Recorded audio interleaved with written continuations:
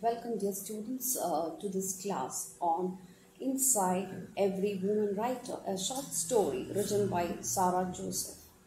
As we all know, she's a very famous Malayalam writer from Thrissur who won many awards like Kerala Sahitya Academy Award, Kendra Sahitya Academy Award, and also Vailar Award for her works. The famous works that she has published are Otapu, Allah Had a Pen Makkal, and so on. This particular short story, Inside Every Woman Writer, was written in Malayalam, but it was later translated into English by Dr. V.Z. Harris. And I think we have discussed many a few poems and also short stories about female creativity, especially spelling by Atwood and a musical instrument by Elizabeth Barrett Browning, where we found the struggles faced by women writers. And when we look into the first essay, Shakespeare's Sister, an extract from Virginia Woolf's Room of One's Own, the same argument is portrayed in a very different perspective. Of course, that is also about the struggle faced by women writers. And the two arguments that run in that essay that we will be learning, that is, one is a woman writer, in order to write or in order to express herself, should have a room of her own, a private space, and also money. She should have money and a room of her own. So these are the two arguments that runs in that essay. So when we read this short story, Inside Every Woman Writer, we find Sarah Joseph also making a point about these two concepts. One is money and the other one is space. We have a woman protagonist, woman writer portrayed in this short story, and we find other characters, minor characters. One is her husband, and then we find another character, Aunt Mabel.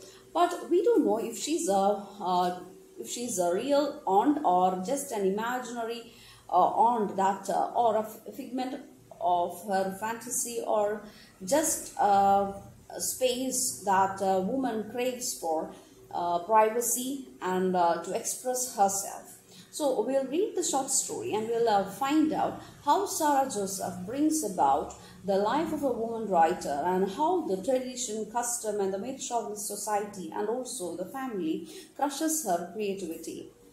So we'll read the short story. Please turn to page 103, Inside Every Woman Writer by Sarah Joseph. After a series of verbal duels, I decided to leave. I packed up my clothes, books, and writing materials. I sent a telegram to Aunt Mabel telling her of my arrival. On my way back from the telegraph office, I ring up Purushothaman and tell that I have sent a telegram to Aunt Mabel and that I am leaving by the evening train. You have no such aunt. Don't kick up trouble again, Purushothaman repeats himself. Wait till I come home. Where are you calling from? I realize that he is slamming down the receiver with uncontrollable anger. His tactics to prevent me from going over to Aunt Mabel. This has happened earlier, but now I have got to go.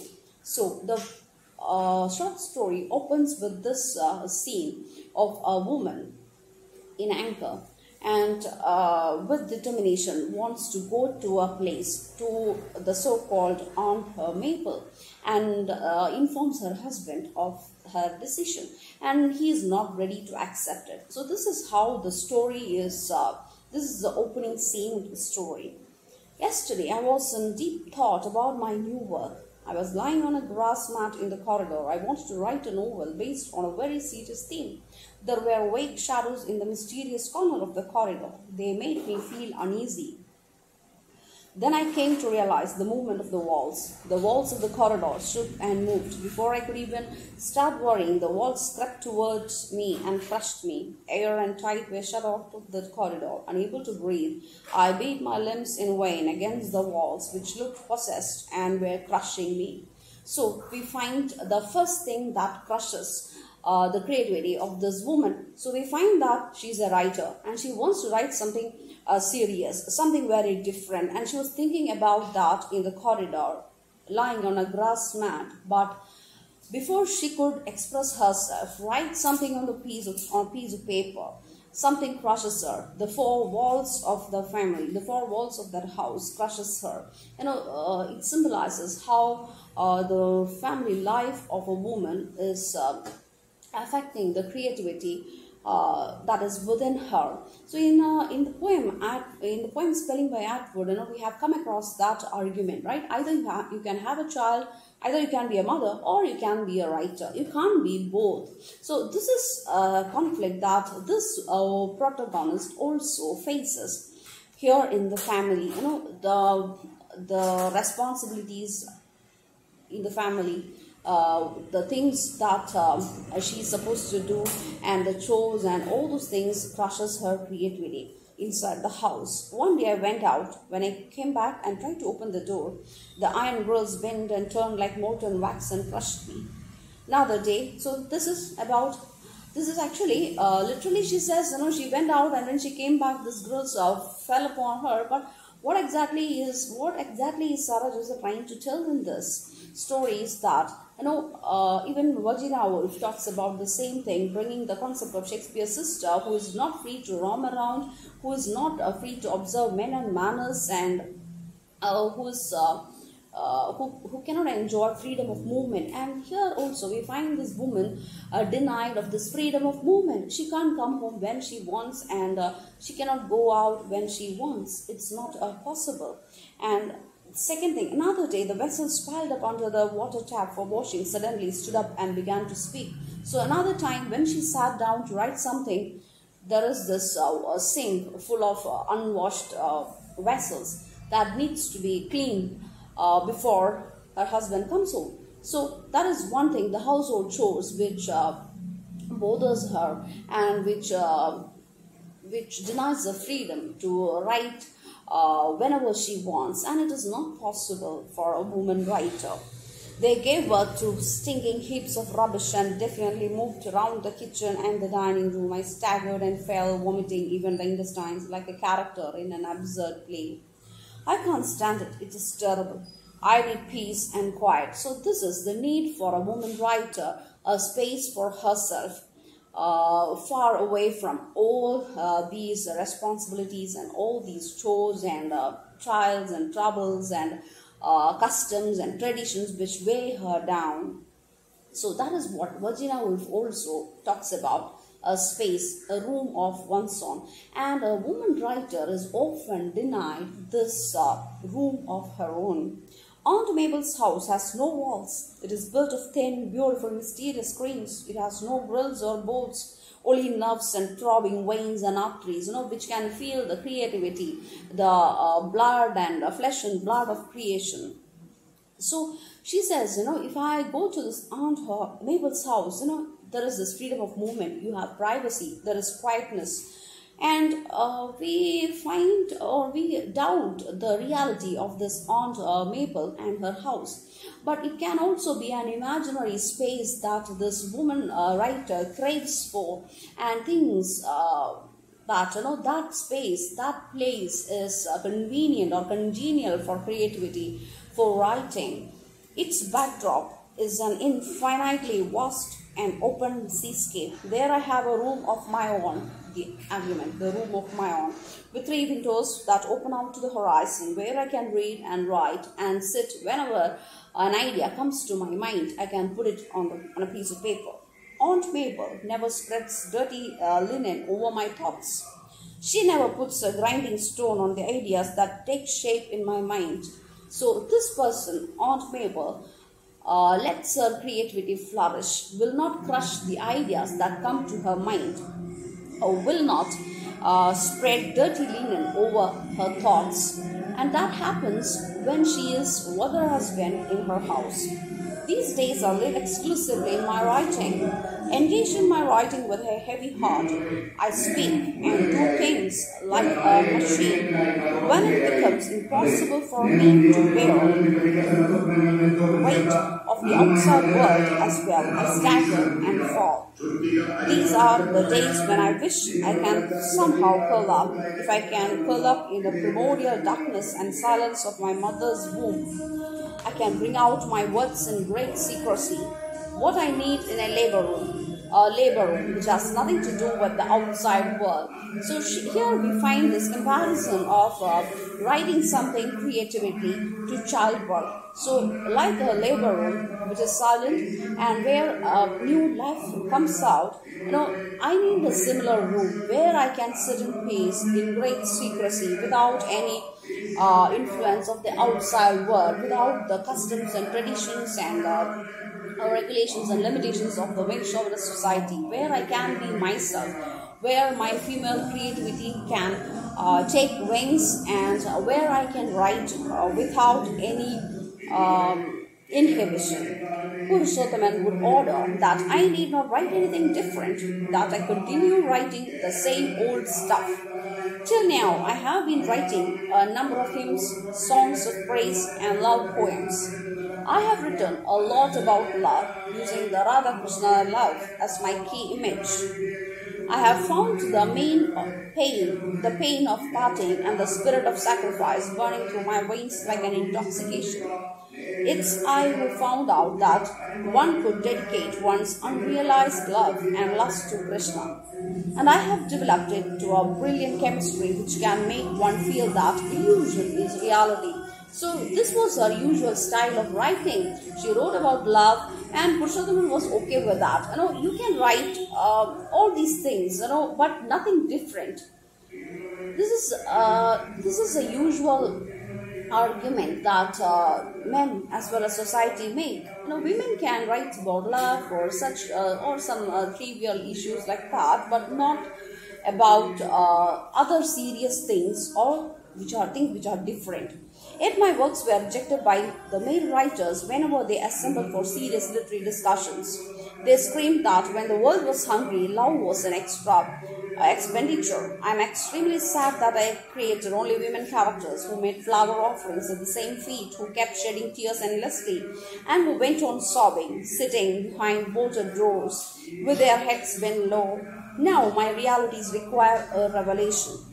It's time for revelations of my experience of love as a lump of phlegm spat onto my face, and of motherhood as an iron chain crushing my neck. So here, in the last line, she talks about two things. One is love and motherhood, which weighs her down, and which is used by the patriarchal society as tools to crush female creativity, to silence women in all the places, in public spaces especially.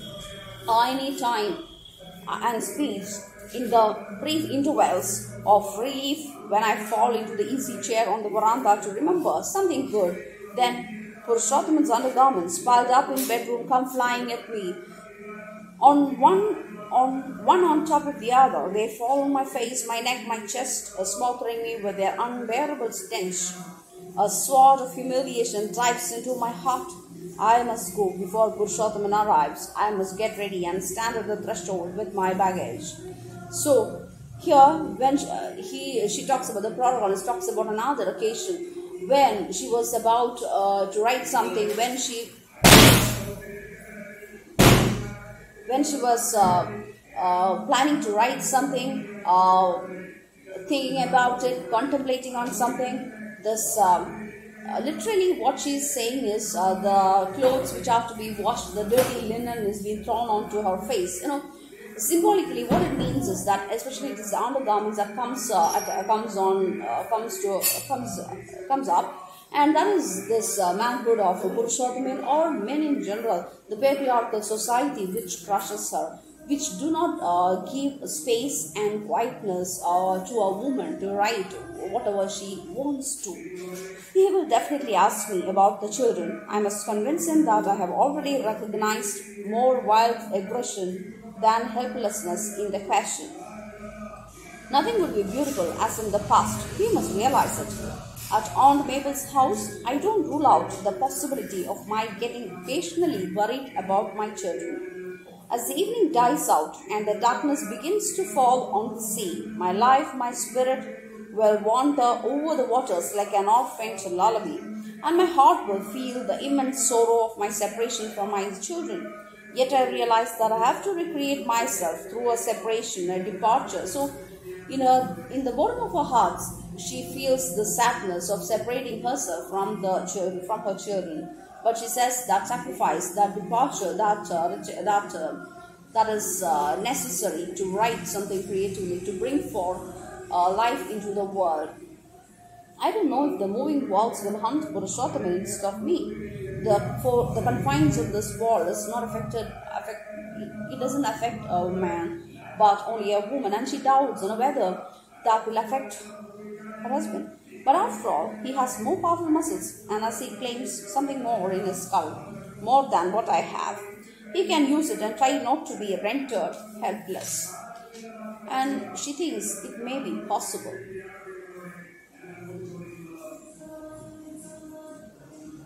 The money for my journey is still a problem for me. I don't intend merely to travel to Aunt Mabel's house.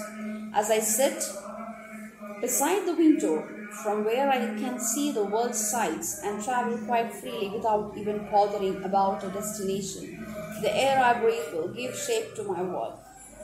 I don't know if Aunt Mabel can do something about the money. So we are introduced to the second thing, need for money. Daily provision is necessary. I should find out how she meets her daily expenses and how she manages to maintain quite prettily her house, a beautiful house in dark. On some days she doesn't cook food. Then she suggests that I go out and have my food. The free solitary stroll through the seashore is very pleasant. I walk with my eyes and ears kept fully open. I love those evening strolls when I roam my favorite streets, seeing and hearing everything, and returning with a little packet of food for Aunt Mabel.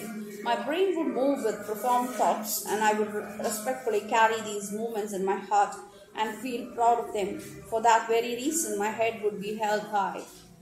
It is possible that in the city where Aunt Mabel lives, there are meetings of contemporary writers, and she thinks that she'll be able to meet them. She would be able to stroll in the streets freely, observing men and their manners. I could never take part in writers' discussions till the end because the Panchaloha ring I wore on my ankle had sunk into my flesh. It suggests tradition. It suggests how girls are suppressed, how their potential talents are suppressed right from their childhood. So this ring, my mother had got this ring especially made for me when I was born. Later as I grew and the ring dimmed, it was enveloped by my flesh. The Panchaloha ring screamed and ran helter-skelter and then laid eggs in my flesh, giving birth to a wilderness of little rings. And later on, as she grew up, these customs and traditions and limitations grew up along with her. If I sat with my feet dangling for a long time, the rings, declaring their existence aloud, would start running about and push me into the burning pit of unbearable pain. Often in the evening, I see a couple of quiet friends sitting on the railings on the bridge across the river, engaged in endless literary discussions. Behind their arms, they have grown wonderful wings, golden wings. So that is the privilege enjoyed by men. So they have these golden wings. Wherever they want, they can fly. They can express freely. And they are not confined within the four walls. They are not in want of a room of their own because they have the money, and nobody actually questions if they ask for privacy to write something. The poets, golden wings. They indulge in literary discussions with these wings fully spread out against the winds blowing in from the river. Struck by the magical light of dusk, these golden wings would glitter. A fantastic sight. There would always be an audience for these poets. I often wished I could join the audience while going to the vegetable mart or on my way back from the clinic where I took my children to be examined by the doctor. The poets spoke, wearing long and loose garments and flowing beards which ideally matched their wings. One must develop a proper attitude toward problems, they said. Open discussions such as this can profoundly alter one's perception of life, but this opportunity is not given to a woman writer. I wished to stay there for a long time and listen to their conversation, and they reminded me of the late hours by looking at the withering vegetables or at the child about to start crying, or at the darkening evening, or they shook and stretched their wings and told me quite formally that they would lead me back to my house. Never did they continue their discussion from where they had left off. So these are the things, which reminds a woman, or made to remind a woman of her limitations. One is the vegetables. You need to go home and cook for her husband who comes home, and you need to look after the child who is crying, and it is not safe to go home alone. It's late in the evening, so we'll come along with you. So these are the limitations that a woman faces in the society, not only female writers but also women in general. When I invited them home, they came and sat in the veranda and talked to Purushothaman while I had to spend all the time in the kitchen preparing food and tea for them. By the time I removed the dishes after food, tidied up the room and came out, arranging in my mind whatever I wanted to tell them, they had done with the evening. They yawned, thanked me for the good food, and flew away, beating their colored wings. So she is again denied this opportunity to talk about creativity and things that she wants to. I would certainly be able to take part in writers' meetings in the city where Aunt Mabel lives. Perhaps I wouldn't be able to say anything, but my mind would absorb everything, like the sun-baked desert absorbs rain. It's a shame to be kept off from recognition in the name of a tender skin and plump body, in the name of being a woman. Since my mind can take in anything, keeping off for the sake of skincare should not be repeated. And to give expression to my anger, I need a better method than smashing teacups. So in the kitchen, within the four walls of the society, within the confines of four walls, she used to express anger by smashing teacups. But apart from that, she need to write something, express her anger, sadness, whatever she feels creatively through some other method. The very fact that Purushothaman would not be with me means my thought process would not be hindered or broken. So in the house, the man in the house used to hinder her thought processes. Whenever he accompanied me to literary discussions, he would keep glancing at his watch every now and then, start yawning by 6 o'clock, and nudge and prod me to live without being seen. At Aunt Mabel's place, the first thing she asked me would be about my performance in the debate. Then I could lie back in my bed with a heart fired with passion, or I could sit down to write with a mind fully awake. Or perhaps I could stay there listening to the roar of the sea and thinking deeply about my work. I am packing my things up in this cloth bag. I wish I had a friend who could help me with the money. So she is troubled with this need for money. It was my friend Jayadevan who advised me to go to Aunt Mabel's house to write a book. Our thoughts and feelings were complementary in nature, and they attained perfection through the discussion we had after reading or writing something together. His seething brain would achieve a brilliant expansiveness and depth on the days that I spent with him. Aunt Mabel's quiet and beautiful house was an arbor, ideally suited for the flowering of love, but I did not consider it necessary to fall in love with Jayadevan. He too said, one shouldn't insist on every relationship to end up in love. What grew between us was a friendship of unconditional joy, laughing, bickering, and singing aloud. We recovered our lost childhood and presented it before Aunt Mabel. Whenever I talked to Purushothaman about this quiet and pleasant friendship, he would explode. Excuse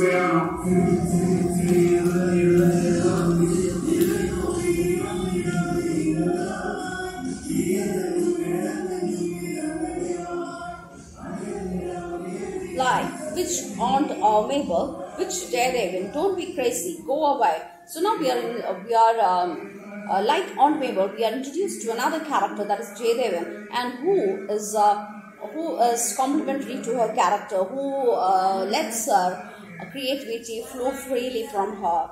And Purushothaman doesn't accept these two people and the existence of these two people, and that symbolizes how society negates, or society couldn't accept the existence of such people who offer freedom to women, or who offer freedom to creativity, female creativity.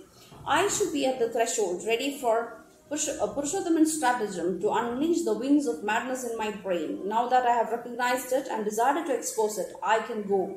She is determined. I should be at the threshold, ready for the journey. Before Purushothaman arrives, I should be alone. I shouldn't have second thoughts and get inside again to discuss the problem.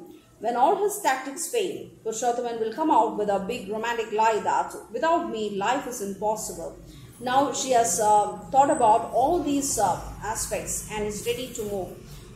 I sling my bag across my shoulder and pick up whatever money I have with me. Before I reach the threshold, Purushothaman comes running in. Started again, he asks, panting. I keep staring at him mockingly. Purushothaman, with sympathy, tries to take away the bag from my shoulder. I shake him off and with one big leap reach the threshold. I am off to Aunt Mabel's. Who the hell is this Aunt Mabel? He shouts. I cross the threshold and walk out. Let him continue to use his tactics. At the gate I stop and look back. Purushothaman is standing at the doorstep, lost in thought. Somebody has punished him. Who and why? Let him find out for himself. I am quite helpless here. So she is determined and she moves out of that house. Now, I walk with an absolutely free movement of my limbs. My hands touch the horizon and come back. A winged wind steers free the strands of my hair and folds of my clothes. My hair unlooses itself, soars and touches the sky, and my skirt whirls around in a wide circle and covers the earth. So she's successful in leaving the house, leaving the responsibilities of a wife, and to move out into the society where she really wants a place where she can write herself freely. So please read this short story and the two themes that runs throughout, and all the concepts that Sarah Joseph tries to bring about the life of a female writer. And if you have any doubts, please note it down during the discussion. We'll take up those doubts. Thank you.